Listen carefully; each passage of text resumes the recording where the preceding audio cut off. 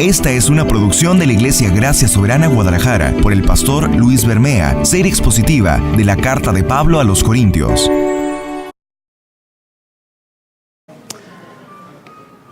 Mis hermanos, amados de Dios, abundan los pasajes en la Escritura, Antiguo Testamento y mucho más en el Nuevo Testamento, acerca de la resurrección de nuestro Señor Jesucristo, ya sea de manera expresa, clara, o también incluso haciendo alusión o referencia de alguna manera. Así es que hoy vamos a ir a una sección de este capítulo 15 que es extremadamente rico y de gran aliciente para nuestras vidas. Como hemos estado desde el principio adorando a nuestro Dios, cantando y escuchando también lo que se nos ha compartido a través de Mario, acerca de esa gloriosa resurrección, acerca de ese poder de esa resurrección, no solamente el hecho de que Cristo con el poder de Dios, con el poder de su Espíritu fue resucitado, pero en esa resurrección hay poder para que nosotros también resucitemos con Él. Y también hay poder en esa resurrección para que mientras que estamos aquí en este peregrinaje, tengamos poder, tengamos ánimo, tengamos aliento, tengamos fuerza, no nos falte nada para obedecer al Señor, para servirle, para traer gloria, para participar en la edificación de su iglesia, para santificarnos. Tenemos aliento, tenemos motivación para santificarnos, sabiendo que un día le veremos cara a cara, tal como Él es. Y eso es maravilloso. Quiero que me acompañen, vamos a orar.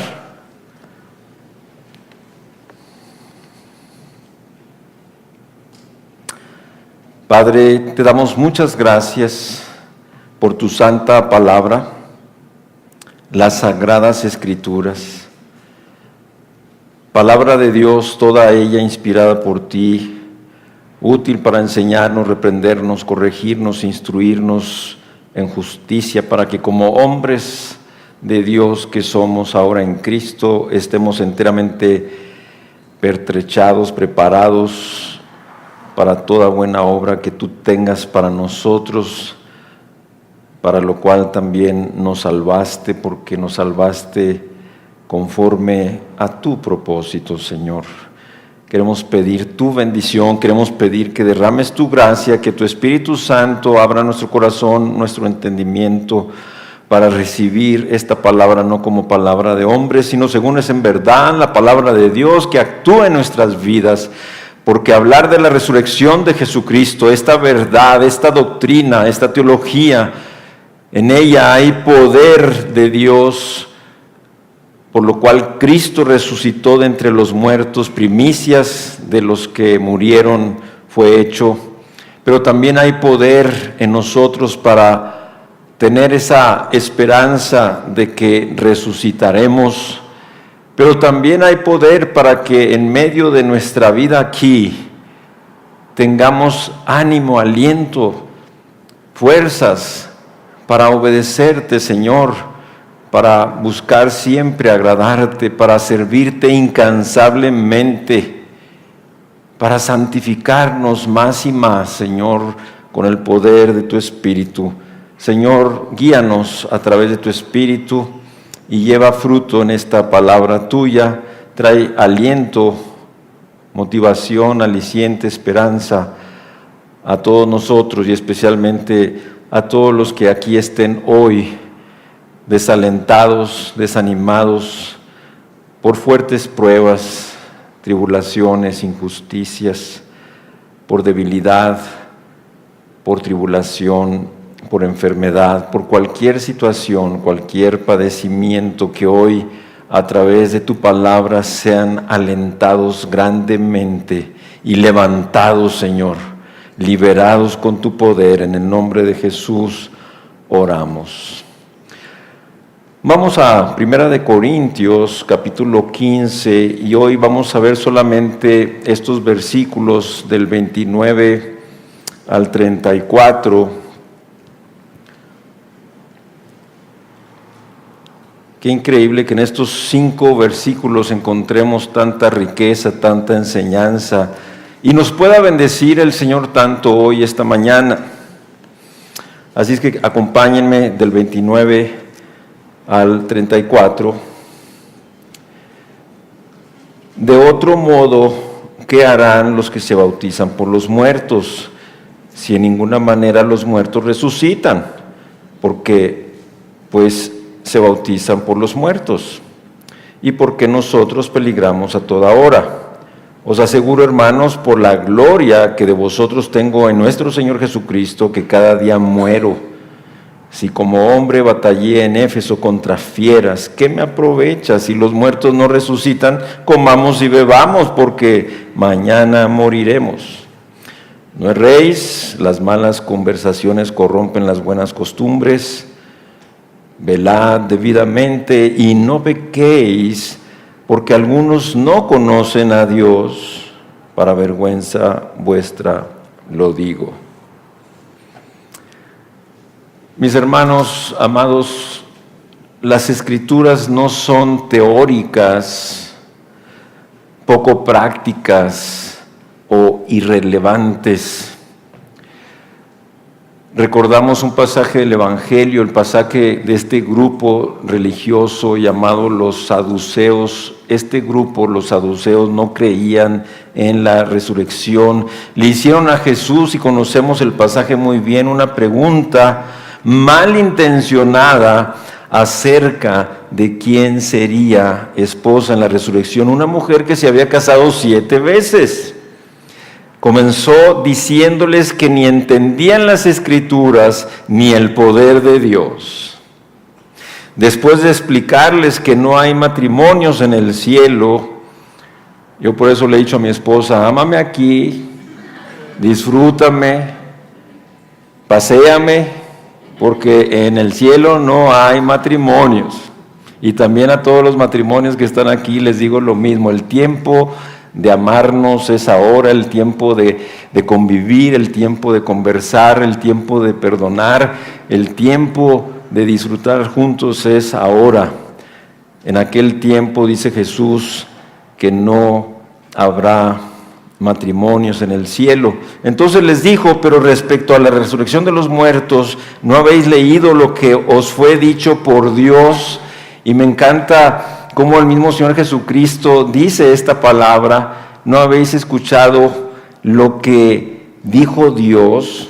O sea, ¿no habéis leído lo que os fue dicho por Dios? Y lo está diciendo Jesús con sus labios, con su boca, cuando dijo: yo soy el Dios de Abraham, el Dios de Isaac y el Dios de Jacob. Dios no es Dios de muertos, sino de vivos. Mateo 22, 23 al 32. Así es que, mis hermanos, el énfasis en esta declaración, ¿saben? Estaba en el tiempo yo soy. En este verbo estaba el énfasis yo soy. Abraham, Isaac y Jacob estaban espiritualmente vivos en el tiempo cuando Jesús estaba hablando. En ese tiempo estaban vivos Abraham, Isaac y Jacob, y un día volverían a unirse con sus cuerpos glorificados en la resurrección. Así es que les estaba diciendo, en efecto, al presente, en este mismo momento, yo soy el Dios de Abraham, de Isaac y de Jacob. Eso era cierto, porque hay vida después de la muerte. Yo les aliento, mis hermanos, a que ahora, por todas las enseñanzas que hemos ido recibiendo a través de esta serie a los Corintios, y especialmente en este capítulo 15 acerca de la resurrección, ahora en tu lectura, en tu estudio personal, pongas mucha atención, mucho cuidado y vayas leyendo, buscando identificar en dónde hace referencia a la resurrección de Cristo alguna consecuencia, algún beneficio directo por la resurrección, que lo detectes ahí, y te vas a gozar grandemente al hacerlo, porque así es. Así es que, mis hermanos, la doctrina correcta, fíjense bien, está relacionada de forma inseparable con el comportamiento. O sea, la doctrina correcta está relacionada de forma inseparable con el comportamiento moral correcto. No podemos tener una mala doctrina y tener un comportamiento correcto. Y difícilmente, y no debería ser, tener una buena doctrina, una sana doctrina, una doctrina correcta, y tener un comportamiento que no sea moral, que sea corrupto. No puede ser, no debería de ser. Así es que la verdad de Dios no solo hay que creerla, sino responder debidamente a ella. Toda verdad de Dios es palabra de Dios, es voz de Dios a nosotros, y Dios no solamente quiere que la aceptemos, la recibamos, creamos, pero ahí nos podemos quedar pasivamente sin ninguna actuación, sin ninguna respuesta, y ahora estás entendiendo que Dios también quiere que respondamos. Así es que negar la resurrección es en efecto negar la necesidad de un comportamiento recto. Dicho de otra manera, no podemos pensar tener un comportamiento recto si nosotros negamos la resurrección de Jesucristo, y con ella la resurrección de nuestro cuerpo perfecto y glorioso para aquel día. Así que la enseñanza principal que vamos a ver en este capítulo 15, en los versículos 29 al 34, y por eso tiene como título, tema este mensaje, los alicientes de la resurrección. Los alicientes de la resurrección. Sí, solamente vamos a ver 3 puntos que se desprenden de estos 5 versículos, y en estos 5 versículos se encuentran 3 alicientes tremendos, poderosos para ti y para mí, que se desprenden de la resurrección de Jesucristo.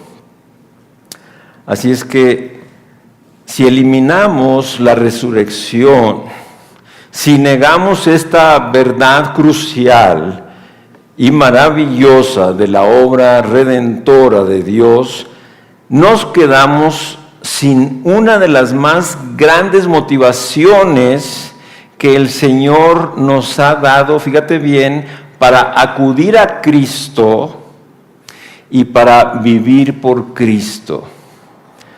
Aún esta verdad de la resurrección de Cristo, como lo vamos a ver, es poderosa para hacer que la gente que no le conoce, al oír, al saber acerca de la resurrección de Jesucristo, y que a través de su resurrección, como nos dice el pasaje de Hechos, que los apóstoles con gran poder daban testimonio acerca de la resurrección de Jesucristo. O otro pasaje ahí mismo también en Hechos, donde nos dice que los sacerdotes, resentidos de que enseñasen en Jesucristo la resurrección de los muertos, porque el mensaje era: Jesús resucitó, pero en esa resurrección también nosotros resucitaremos. No podemos desasociar la resurrección de Cristo con nuestra resurrección de los que hemos creído en Él y hemos confiado.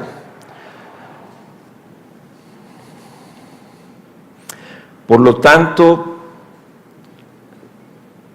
hay 3 poderosos alicientes que proporciona la resurrección.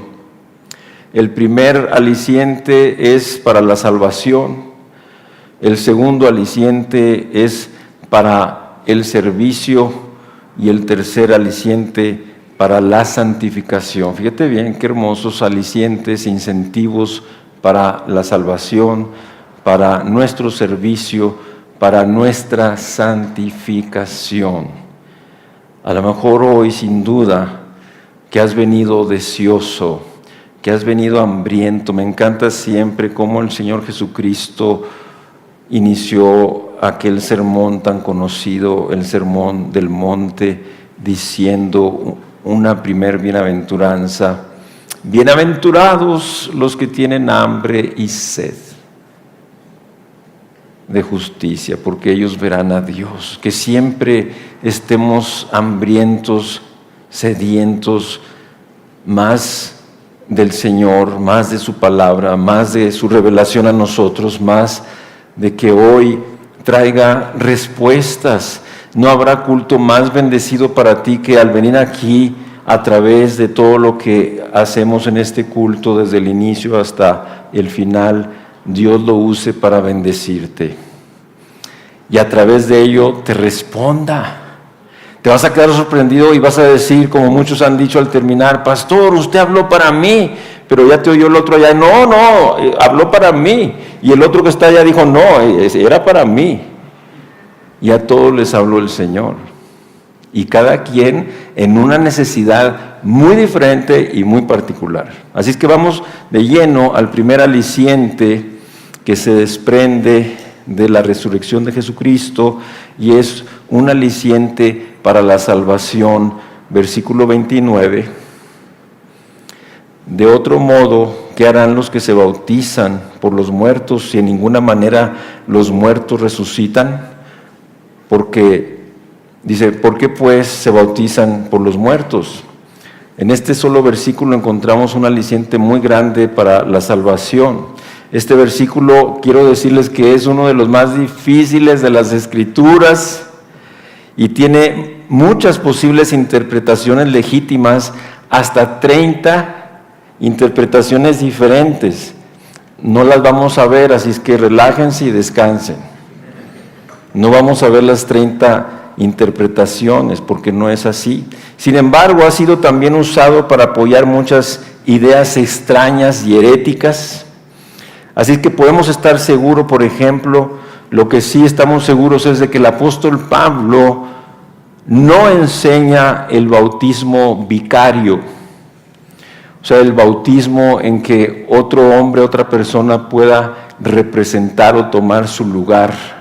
Vicario significa representante o en lugar de.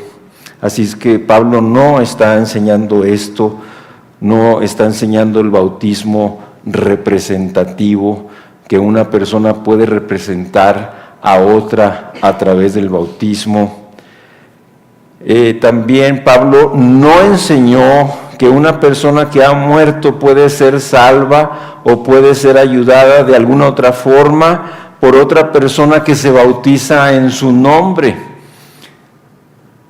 Posiblemente desde el inicio de la iglesia temprana, en el primer siglo hasta el siglo II, se levantó una falsa enseñanza que era herética, una herejía, que consistía precisamente en esto, que algunas personas que ya habían muerto, sí, no solo sin bautizarse, sino sin haber creído, ellos decían que otra persona que estaba viva podía bautizarse representando a la que había muerto y bautizándose, lo cual quiero decirte que es importante que en aquel tiempo el bautismo implicaba salvación. La iglesia, y hoy deberíamos de tomar esa enseñanza, la iglesia tenía el cuidado de no bautizar a nadie de quien no estuviera seguro de que era una persona nacida de nuevo, que era una persona salva, que había evidencias, que había fruto, que había testimonio, y una vez que había esas evidencias, esas pruebas, entonces lo bautizaban. Entonces, por eso cuando se le preguntaba a una persona: oye, ¿tú eres una persona bautizada? y te decía que sí, implicaba que era una persona salva. Hoy, lamentablemente, no es así en la iglesia. Hoy, lamentablemente, muchas personas se bautizan y no son salvas. Aquí mismo, personas que se han bautizado y ahora aquí no están. Y por alguna razón o por alguna información sabemos que ni siquiera están en otra iglesia, sino que se fueron al mundo. Y fueron bautizados y tenemos fotos. ¡Qué vergüenza! Y es como termina Pablo.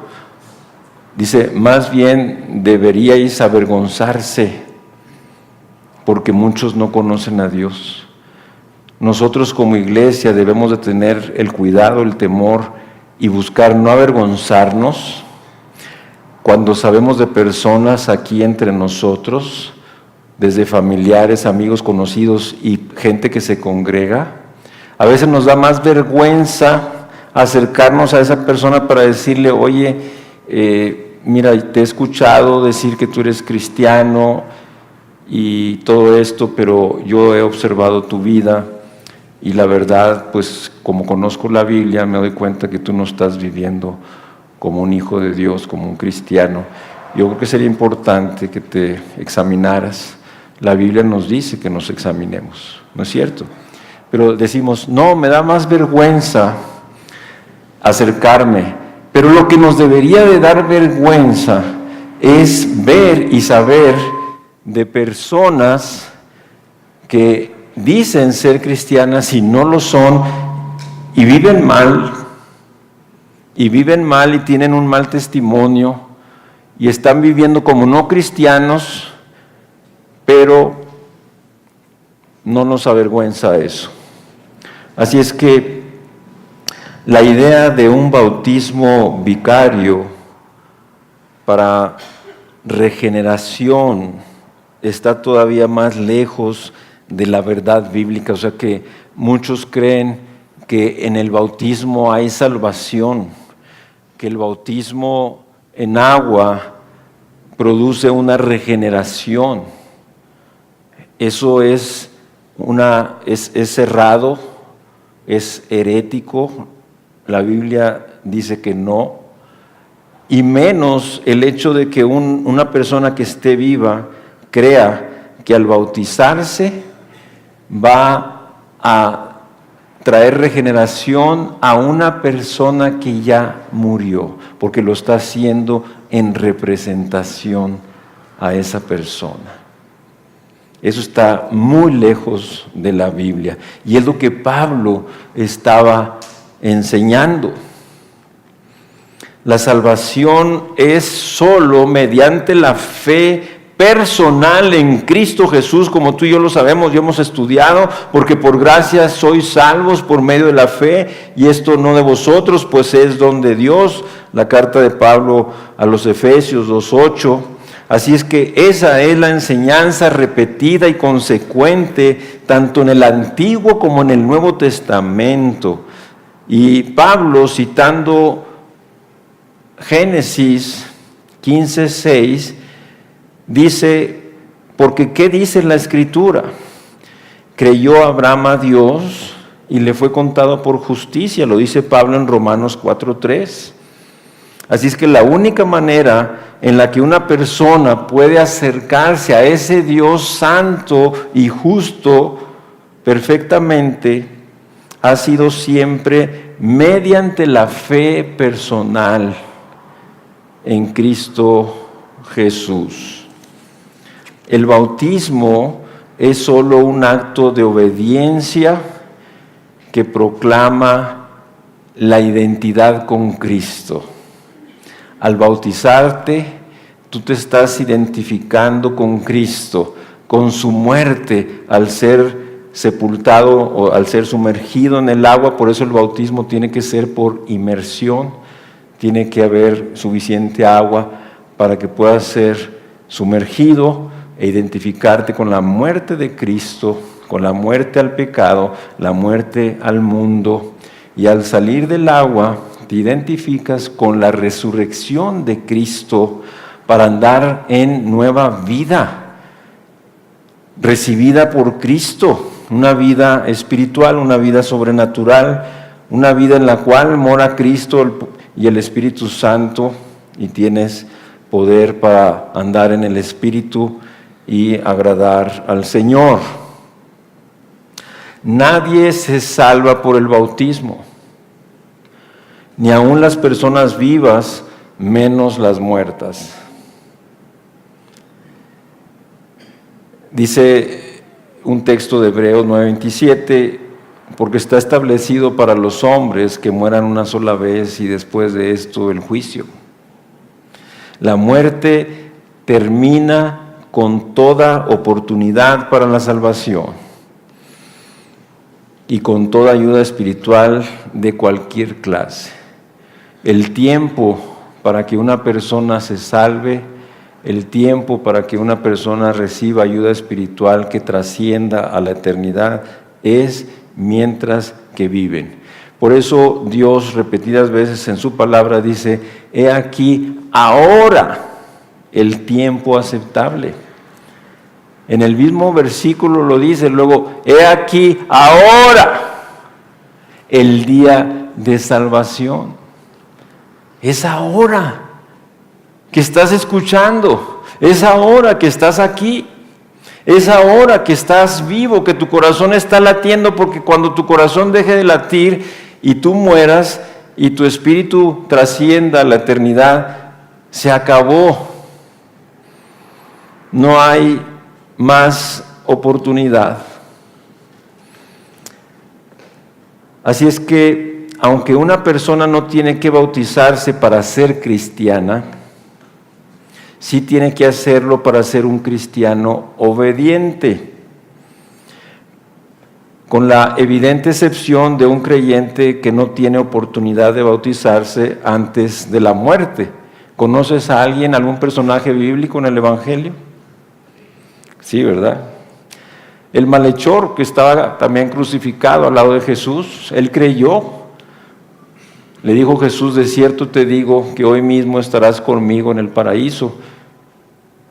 Y él no tuvo oportunidad de: bájenme tantito para que me bautices, si no, no soy salvo, nada de eso, ¿verdad? Él ahí murió, no tuvo oportunidad. Habrá una persona que está en el lecho de muerte y por la gracia de Dios se arrepiente y cree y es hecho salvo y ya no tiene oportunidad de bautizarse. Posiblemente en el África o en algún lugar de la tierra donde no hay agua, pues no tendrán la oportunidad de bautizarse. Lo podrán hacer a lo mejor simbólicamente o de alguna manera, pero son los únicos casos de excepción. El bautismo es una parte integral de la gran comisión que el Señor Jesucristo dejó a la iglesia: id y haced discípulos a todas las naciones, bautizándolos en el nombre del Padre y del Hijo y del Espíritu Santo. Acuérdense ahí en Mateo 28:19. Así es que en la iglesia primitiva, mis hermanos amados, una persona que era salva se daba por supuesto que había sido bautizada. No hay razón, y lo digo aquí por si hay alguna persona que se considere salva y que no ha sido bautizada, no hay razón para que tú, siendo salvo, te quedes sin bautizarte. Y tomamos el ejemplo de la iglesia temprana en el primer siglo, que así era. Una persona que era salva se daba por sentado que había sido bautizada, y la persona no era bautizada a menos de que la iglesia estuviera satisfecha de que era salva. Y en eso de que la iglesia estuviera satisfecha es porque veía un testimonio, veía una transformación, veía frutos, veía un cambio, veía una persona nueva en Cristo. Así es que por tanto, preguntar a una persona si estaba bautizada era equivalente a preguntar si era salva. Así es que, mis hermanos, a la luz de este razonamiento y de esta interpretación que estamos viendo, podríamos pensar que Pablo pudo haber estado diciendo simplemente con respecto a este versículo 29, que las personas eran salvas. Acuérdense que el bautismo era la señal. a causa de la vida ejemplar y testimonio de creyentes fieles que habían muerto.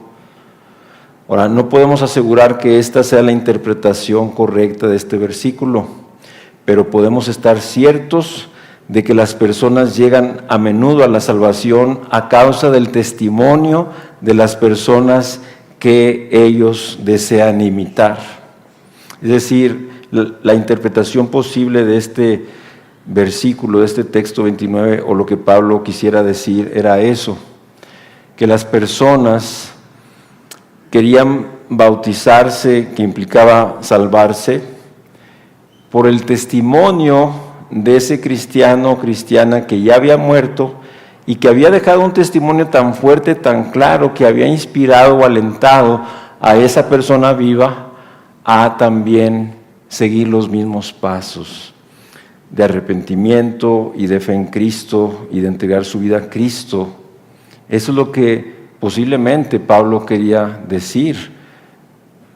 Y como todos sabemos, a veces en una familia especialmente, ya sea la esposa se ha convertido por el testimonio del esposo, o viceversa, el esposo por el testimonio de la esposa, o un hijo por el testimonio de sus padres, o unos padres por el testimonio de sus hijos, o un jefe por el testimonio de un empleado, o un empleado por el testimonio de un jefe. No es cierto. Así es que es lo que estamos suponiendo, que esa persona que había muerto en Cristo había dejado tal testimonio, tal influencia, que esa persona viva quería ser salva, lo cual también implicaba el bautismo, para también tener a Cristo como Señor y Salvador. ¿Sí queda clara la idea? Muy bien, vamos adelante.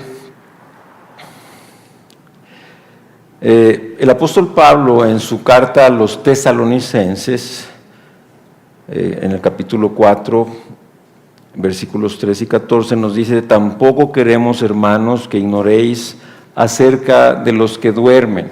Dice, Pablo les escribió para que no os entristezcáis como los otros que no tienen esperanza, porque si creemos que Jesús murió y resucitó, así también traerá Dios con Jesús a los que durmieron en Él. Por eso les decía, por ejemplo, este es un pasaje, un texto alusivo a la resurrección, a la vida eterna, aunque no menciona la palabra resurrección, pero es claro lo que está diciendo aquí Pablo. Ustedes no se pongan tristes porque la persona que partió es creyente y partió para estar con el Señor, lo cual es muchísimo mejor. Les estaba reafirmando: ellos, igual que vosotros, serán resucitados y seréis reunidos con el Señor cuando Él regrese. Es lo que Pablo les estaba diciendo a los tesalonicenses. Así es que vamos a entender este texto, versículo 29.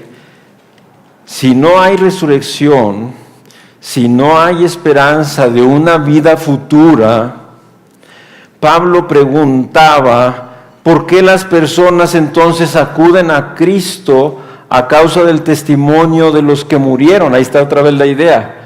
O sea, esas personas que habían muerto, cristianos con un testimonio claro, hermoso, tremendo, de bendición, habían influido para que las personas que estaban vivas quisieran entregar su vida a Cristo en arrepentimiento y fe para salvación. Entonces Pablo les decía: si ustedes no creen en la resurrección, ¿para qué hacen esos ritos? ¿Para qué hacen esas cosas religiosas de estarse bautizando por los muertos? Espero que ahora quede también pues más claro el entendimiento de este texto. Vamos al segundo aliciente que encontramos también aquí en este pasaje, y es el aliciente para el servicio. Es gracias a la resurrección de Cristo, poderosa y gloriosa, que tú y yo y todo cristiano en el mundo tenemos aliciente, incentivo para servir al Señor.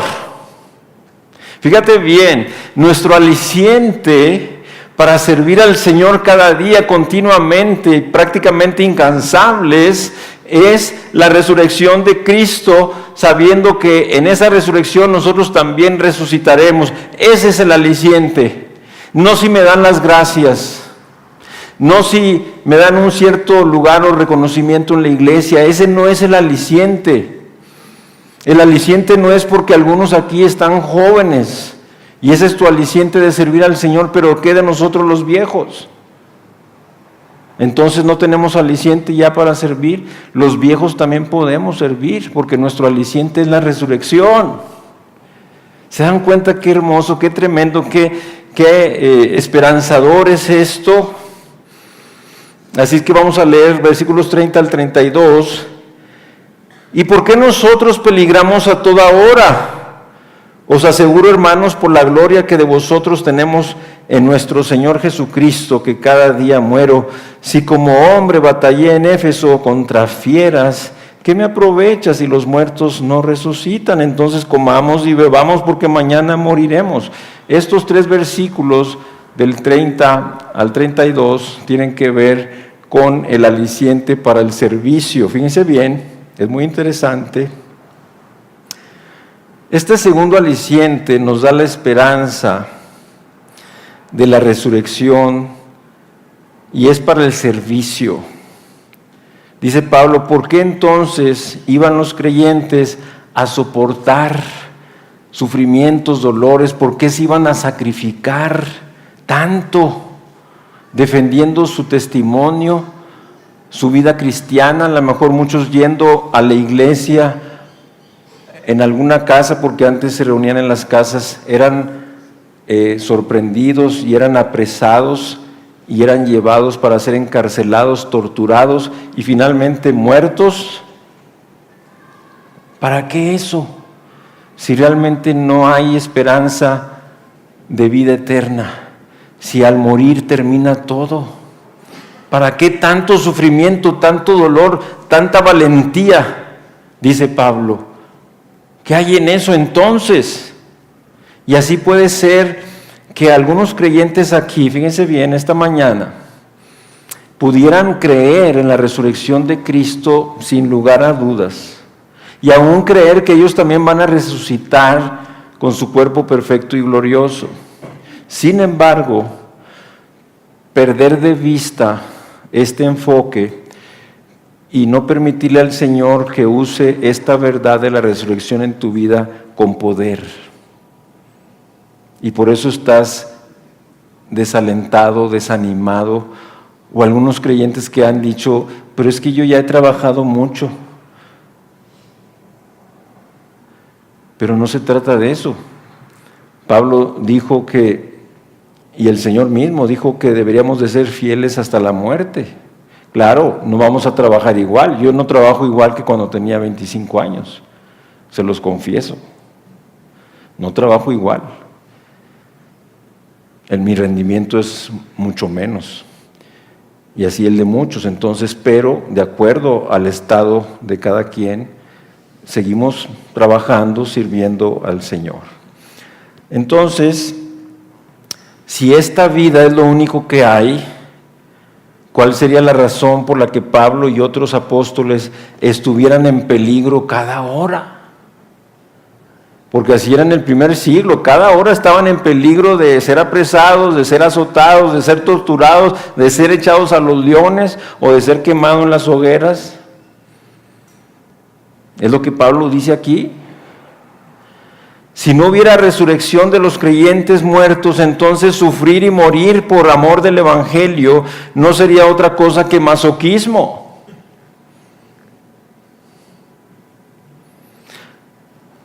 Como Pablo ya había indicado, si en esta vida solamente esperamos en Cristo, somos los más dignos de conmiseración de todos los hombres. Y vuelvo a insistir que puede ser que aquí haya personas creyentes, sí creen en la resurrección de Cristo y sí creen en su resurrección corporal perfecta y gloriosa en aquel día. Sin embargo, hoy no tienes aliciente, incentivo, fuerza, ánimo para servir. O a lo mejor serviste y muchos años, pero hoy, ahora, aquí, no estás sirviendo. Ya has dicho, yo ya no voy a servir, que sirvan los que vienen detrás. Han rebotado esas palabras, han hecho eco, han sido oídas.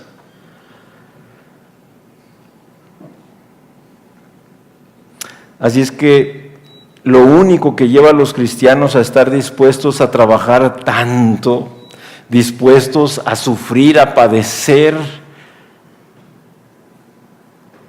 a que se burlen de nosotros, dispuestos a perseverar en la obra de Cristo cuando hemos sido rechazados por nuestra familia, posiblemente padres, hermanos, tíos, abuelos o amigos o compañeros de trabajo, ¿no es cierto?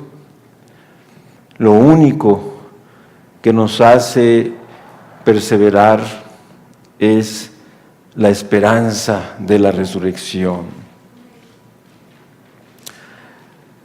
Es que la obra redentora de Cristo por los pecadores trasciende por completo a la vida presente. Dice el apóstol Pablo, pues tengo por cierto que las aflicciones del tiempo presente no son comparables con la gloria venidera que en nosotros ha de manifestarse.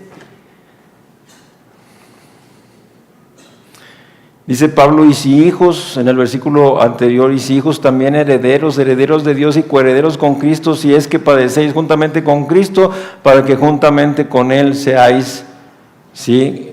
Juntamente glorificados. Esto está hablando de algo futuro, ahí está otra vez. Como te digo, no se menciona la palabra resurrección en ninguno de los dos versículos 17 y 18 de Romanos 8, pero está haciendo alusión a la eternidad, está haciendo alusión a una vida futura, está haciendo alusión a la gloria que nosotros va a manifestarse. Así es que, ¿cuál sería el propósito, mis hermanos, de sufrir por Cristo si no le íbamos a ver cara a cara, como hemos cantado? Cara a cara he de verle. Ya no le veremos por fe, sino cara a cara. Pero si no tenemos esa esperanza cierta de que le veremos un día, Señor. Mira, todo buen cristiano y discípulo anhela y desea oír más que cualquier otra cosa las palabras de Jesús en aquel día que diga, buen siervo, bien y fiel, en lo poco has sido fiel, en lo mucho te pondré, entra en el gozo de tu Señor. Piensa en esas palabras y adóptalas, porque es lo que más anhelamos, los que somos hijos, hijas de Dios, los que estamos sirviendo, queremos oír eso, que aquí en la tierra, en lo poco, por más y mucho que hayamos hecho, aquí es poco, pero hemos sido fieles, en lo mucho nos pondrá. Y nos dice, entra en el gozo eterno del Señor, de tu Dios. Imagínate un gozo eterno que ya no va a decrecer, que no necesita sustento, sostenimiento, alimentación, un gozo que no decrece, un gozo que en todo caso más bien es creciente, pero por la gracia y el poder de Dios es lo que más anhelamos o debemos de anhelar. Entonces,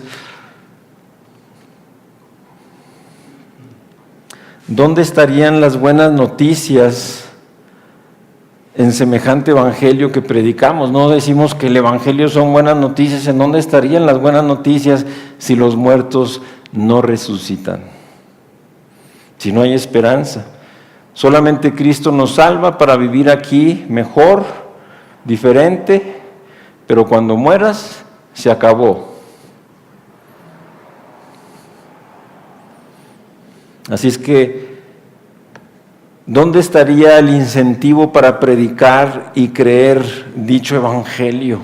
Mi incentivo cuando yo predico el evangelio es saber que una persona que está oyendo y que cree va a obedecer al Señor, va a entregar su vida, va a ser perdonado, salvado, hecho de nuevo y va a resucitar en aquel día y juntos estaremos.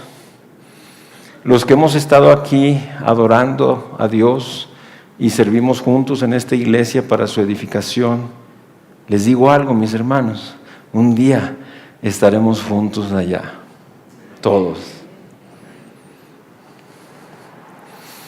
Así es que Pablo con vehemencia dice: los que negáis la resurrección, convertís el servicio cristiano en una locura. Porque si no crees en la resurrección y estás sirviendo tremendamente, eres un loco. ¿Sí? Nada tiene sentido si no hay resurrección. Si la resurrección de Cristo fue la única resurrección, o sea, solo la de Cristo y no más resurrecciones, cuando creían algunos de los corintios, entonces su victoria no lo era tampoco para nosotros en ningún sentido. O sea, la resurrección de Cristo nos habla de una victoria gloriosa, tremenda, pero no solamente una victoria de Cristo, sino que esa victoria la hace nuestra, la comparte con nosotros, y eso es glorioso, saber que tenemos esa victoria en Cristo. De hecho tenemos un himno cristiano muy antiguo, Victoria en Cristo, y es glorioso ese himno. Cada estrofa, cada parte de ahí es hermoso porque hace alusión a esto, a esa esperanza en Cristo.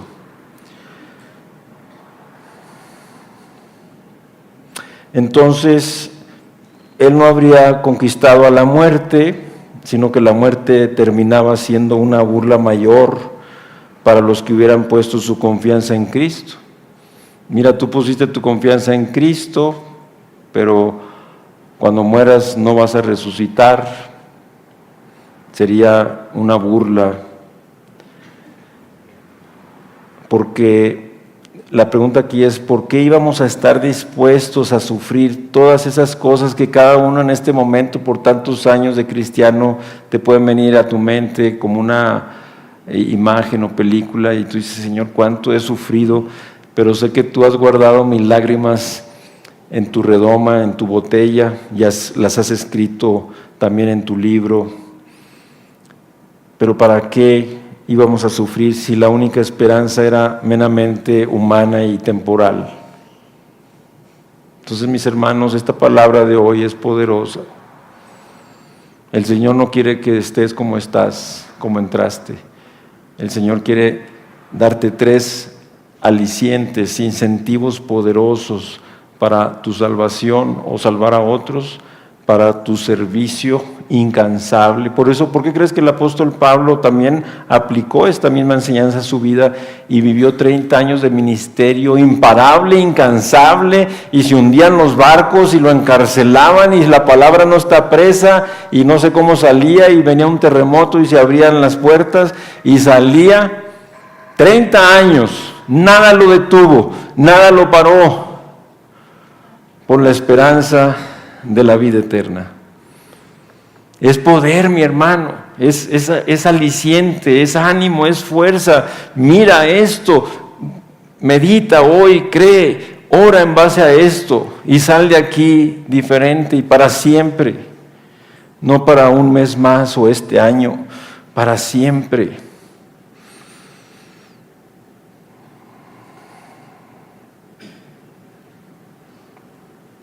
Si vivimos solo para morir y permanecer muertos, tiene mucho más sentido decir: comamos y bebamos, que mañana moriremos. Vamos a los placeres, vamos a dedicarnos a la vida sensual. Al cabo, vamos a ser unos glotones y vamos a divertirnos, porque ahora sí la vida se vive una vez. Ahora entiendes de dónde viene ese dicho. No lo digas tú, los cristianos no lo podemos decir, porque ese dicho depende de esto, de los que no creen en la resurrección. Entonces, como la vida se vive una vez y mueres y se acaba, hay que vivirla con todo. Pero tú y yo no solamente vivimos esta vida, aunque sí humanamente nomás tenemos esta vida, pero sabemos que tenemos la esperanza de la vida eterna. Así es que algo que me llamó la atención es de este historiador que posiblemente muchos de ustedes conocen, un historiador griego, Heródoto. Yo sé que han leído sus libros. nos habla de una costumbre interesante de los egipcios.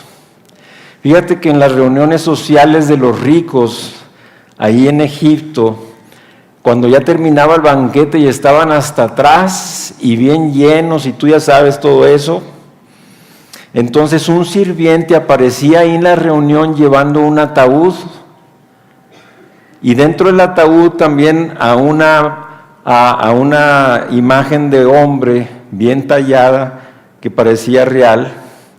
Iba pasando por cada uno de los invitados y le decía: mira, come, bebe, regocíjate, porque un día así vas a estar. Mírate, o sea, mira esto, porque un día tú así vas a estar.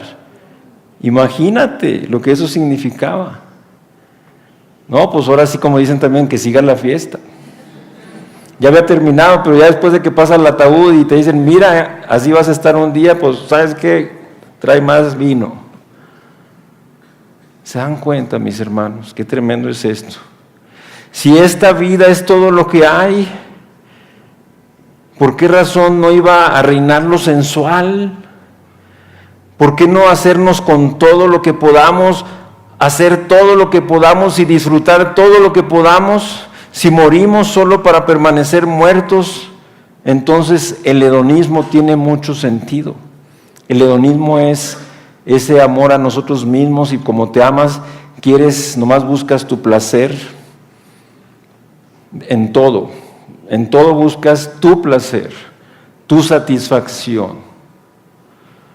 Así es que lo que no tiene sentido es el sacrificio personal que hicieron, como dice Hebreos, los que por la fe conquistaron reinos, hicieron justicia, alcanzaron promesas, taparon bocas de leones, apagaron fuegos impetuosos, evitaron filo de espada. Anduvieron errantes por los desiertos, por los montes, por las cuevas y por las cavernas de la tierra. Su esperanza de obtener mejor resurrección habría sido inútil y vano. Puede que las primeras semillas de la fe fueron plantadas en el propio corazón del apóstol Pablo por el testimonio de Esteban. Esteban dio un testimonio poderoso. Dice que se abrieron los cielos cuando lo estaban apedreando, y se abrieron los cielos y él vio al Hijo de Dios sentado a la diestra del Padre, y dijo: no les tomes en cuenta este pecado. Y vieron su rostro como un rostro de ángel. Así es que el testimonio de Esteban, como les decía, fue poderoso sin duda en la vida de Pablo, que en ese tiempo era todavía Saulo, un joven, pero quedó sembrada esa semilla que posteriormente sabemos ahora que luego se convierte.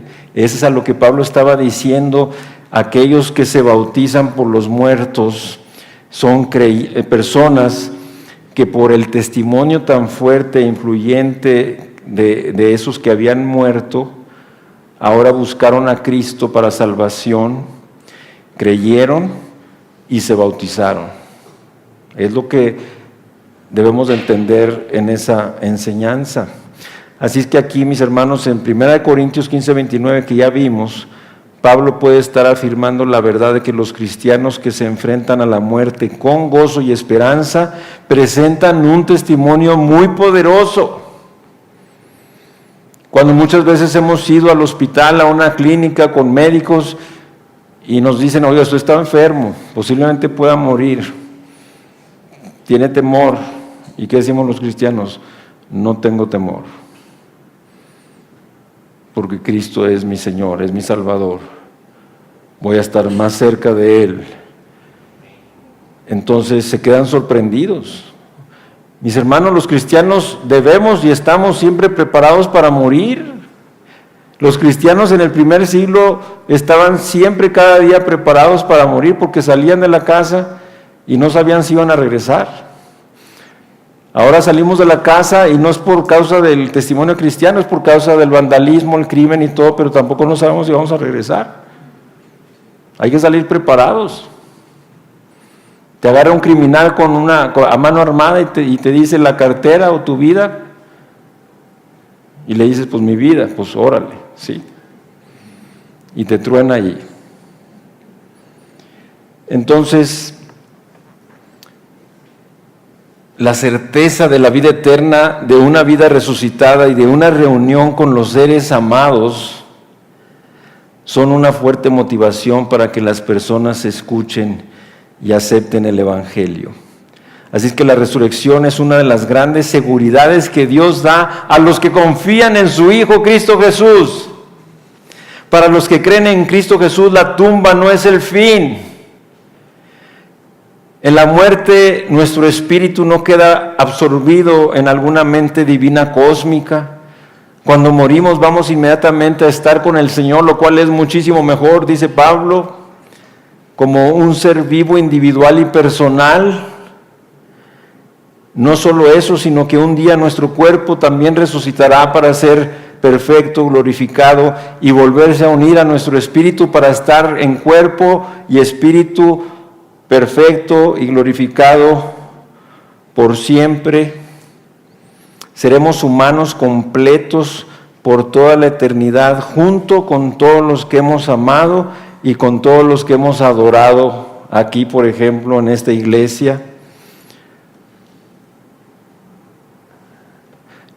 Posiblemente ninguno de nosotros pueda negar que hemos visto hijos de algunos de nosotros acudir a Cristo después del fallecimiento de su madre o de su padre, motivados en parte por el deseo de volver a estar juntos en aquel día. Lo que sus ruegos y oraciones no pudieron lograr en vida, lo consiguió en muerte. Si el grano de trigo no cae en la tierra y muere, queda solo, pero si muere lleva mucho fruto. Así es que también, mis hermanos, es cierto, por supuesto que la resurrección ofrece una gran esperanza de reunión para los que ya son creyentes. Veremos a nuestros seres amados que murieron en Cristo, pero también veremos a nuestros hermanos en Cristo amados, también nos reuniremos con ellos. Esa fue la esperanza que sostuvo a David cuando murió su hijo. Dijo, él no volverá a mí, yo iré a él. Ahí había esperanza en David de la resurrección, de la vida eterna. Los creyentes tesalonicenses estaban preocupados y Jesús, el autor y consumador de la fe, como nos dice el texto, el cual por el gozo puesto delante de él sufrió la cruz, menospreciando el oprobio, y se sentó a la diestra del trono de Dios.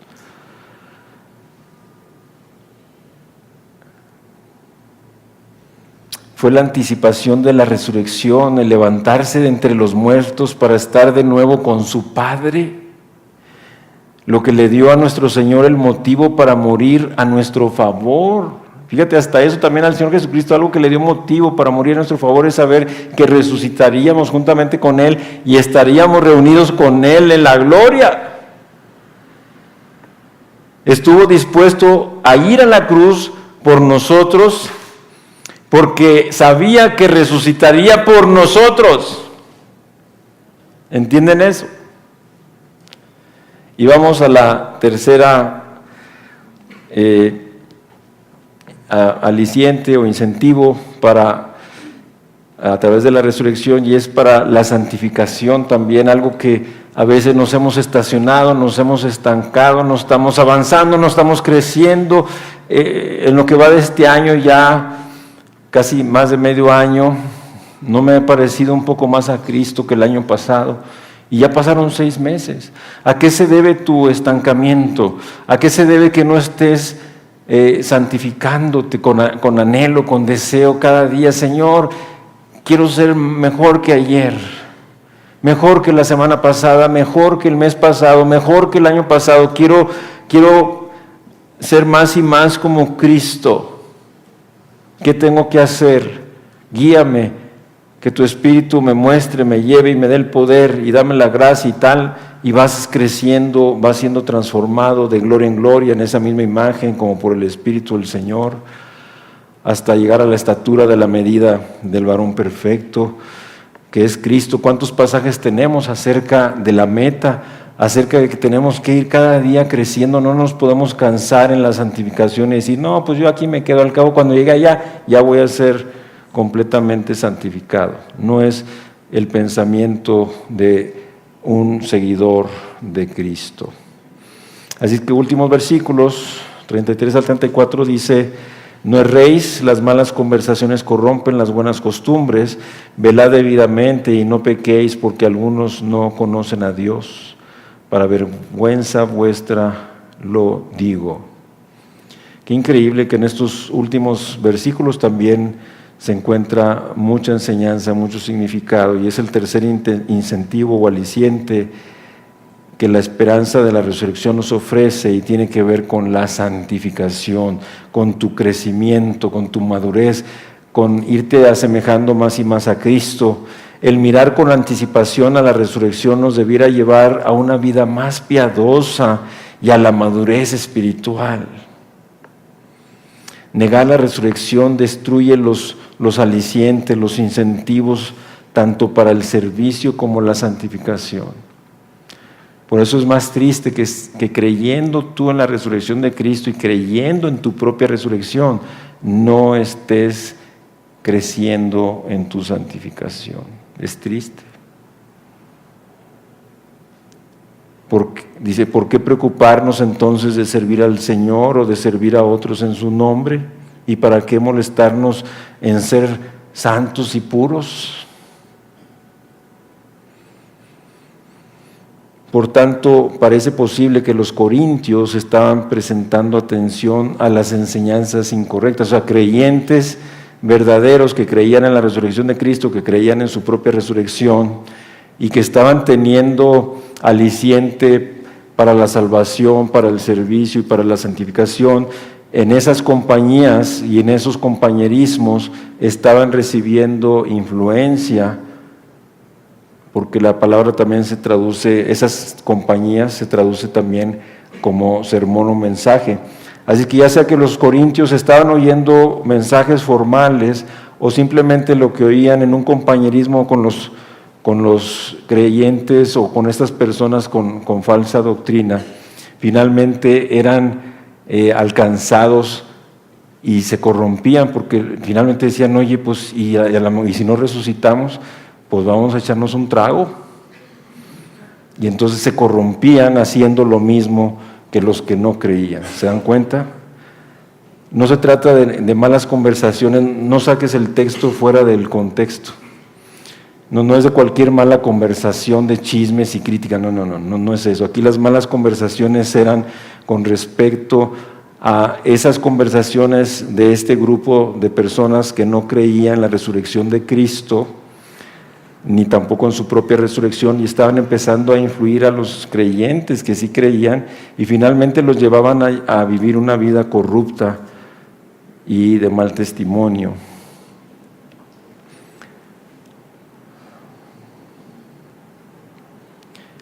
Así que las personas que piensan mal, fíjense bien, esto me impresiona, las personas que piensan mal invariablemente se comportan mal. Por eso tú y yo tenemos que cuidar nuestra mente, como dice Pablo a los filipenses, ¿verdad?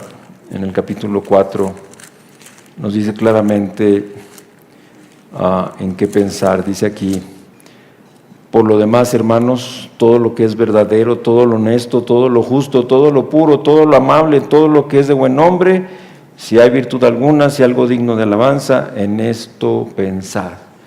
En esto pensad.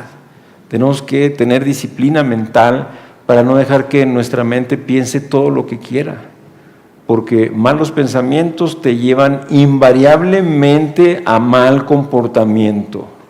Lleva todos los pensamientos cautivos a la obediencia a Cristo. 2 Corintios también nos dice esto. Isaías 26:3: tú guardarás en completa paz aquel cuyo pensamiento en ti persevera, porque en ti ha confiado. Así es que necesitamos poner pensamientos de Dios, su palabra en nosotros, memorizarla, meditarla.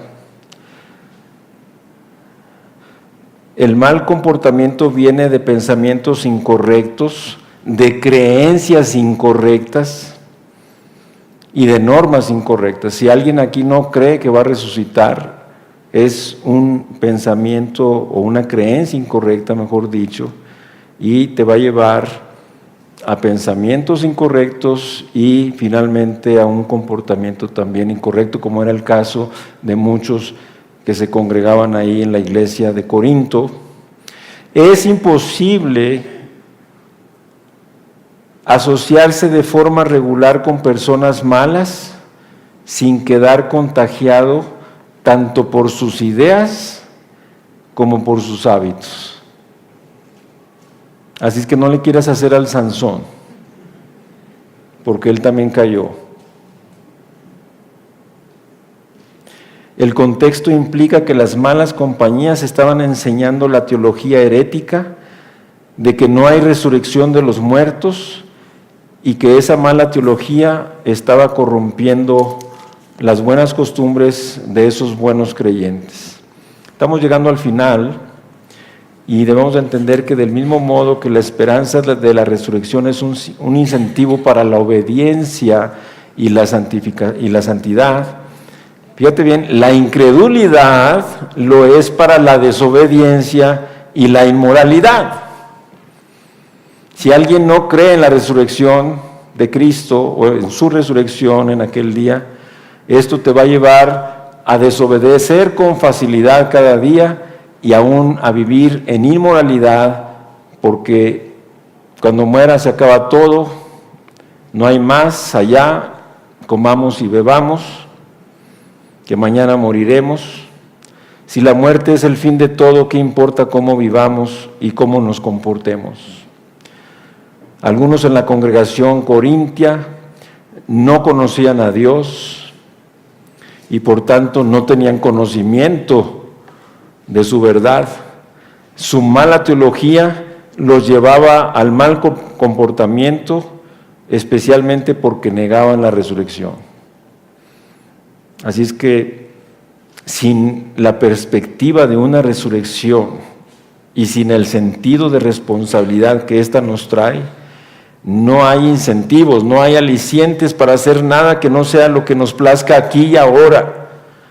Si el comportamiento no tiene recompensa o condenación, es incontrolable. Finalmente termina diciendo: velad debidamente y no pequéis. Pablo aquí les está rogando en forma imperativa: los que creéis en la resurrección tenéis un mejor conocimiento y debierais estar dirigiendo a los que no creen en ella a un verdadero Dios. ¿Piensa en eso? En vez de permitir que su herejía y su inmoralidad te esté descarriando y te esté corrompiendo. Para vergüenza vuestra lo digo. Conocían y tenían la verdad, pero no la creían con todo su corazón y por tanto no la seguían fielmente. Así es que les manda que dejen de cometer el pecado en el que estaban viviendo. Y termino diciéndote qué poder tan tremendo tiene la resurrección y qué esperanza tan maravillosa nos da, mis hermanos amados. Jesús resucitó de entre los muertos, está vivo, está a la diestra de Dios, está intercediendo por nosotros cada día. Tú conoces muy bien Romanos 8:34. ¿Quién es el que condenará? Cristo es el que murió, más aún el que también resucitó, el que además está a la diestra de Dios, el que también intercede por nosotros. Y luego en Hebreos también 4, por tanto, teniendo tan gran sumo sacerdote que traspasó los cielos, Jesús, el Hijo de Dios, retengamos nuestra profesión. Tenemos que volver a la Escritura, tenemos que volver a la palabra, tenemos que meditar, tenemos que llenar nuestro corazón, tenemos que orar la palabra, tenemos que pedirle al Señor, y lo vamos a hacer ahorita al final, en oración todos, que reviva esta verdad de la resurrección de Cristo y junto con Él nosotros también, para que salgamos de aquí renovados, avivados, porque no hay aliciente mayor, no hay motivación mayor para acudir a Él y aceptarlo como Señor y Salvador, y también para servirle y vivir para Él. Vamos a orar.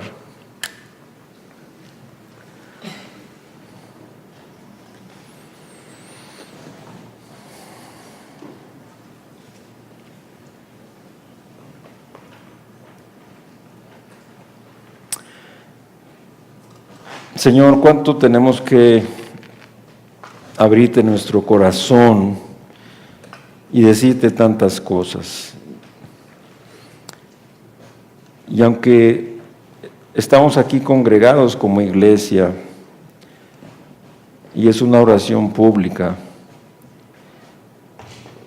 queremos orar como si estuviéramos en lo individual,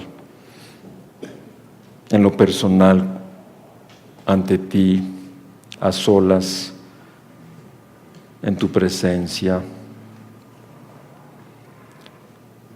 Señor, en verdad tu palabra es viva y eficaz, poderosa, que ha penetrado hoy nuestro corazón y ha revelado todo lo que estaba ahí,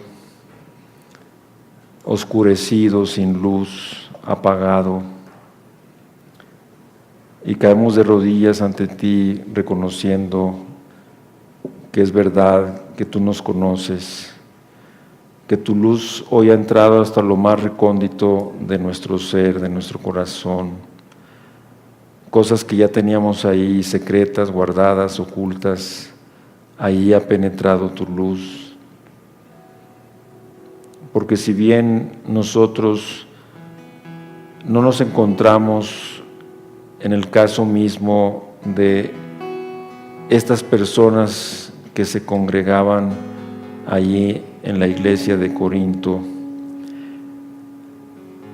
de que no creían en la resurrección de Jesucristo, nosotros sí creemos con toda certeza. No creían en su resurrección corporal perfecta y gloriosa en aquel día para estar con el Señor. Nosotros sí creemos sin ninguna vacilación.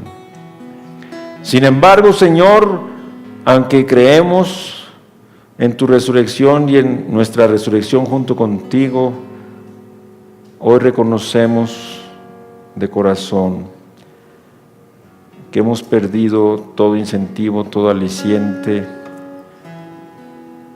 para predicar, compartir el Evangelio, porque ni nosotros creemos que son buenas nuevas. Y eso es lo peor, Señor, que creyendo en la resurrección vivamos como sin tener esperanza.